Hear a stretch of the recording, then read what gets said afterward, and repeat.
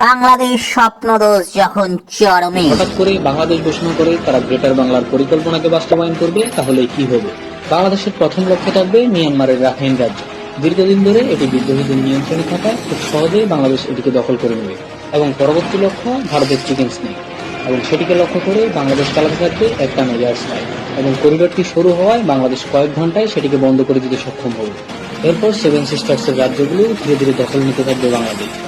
এর পরবর্তীতে পশ্চিমবঙ্গ, বিহার, উড়িষ্যা এবং ঝাড়খণ্ডের দিকে দ্রুত অগ্রসর হতে থাকবে বাংলাদেশ সেনাবাহিনী। তবে ভারতীয় বাহিনী এখানে শক্তভাবে প্রতিহত করার চেষ্টা করলেও বাংলাদেশ তাদেরকে হারিয়ে তাদের গ্রেটার বাংলার স্বপ্নকে বাস্তবায়ন করবে।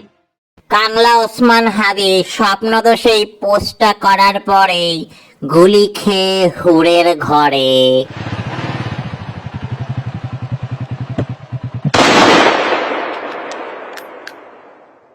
24 ঘন্টা পার না হতেই গুলিবিদ্ধ হন ঢাকা ৮ আসনের স্বতন্ত্র প্রার্থী ওসমান হাদি।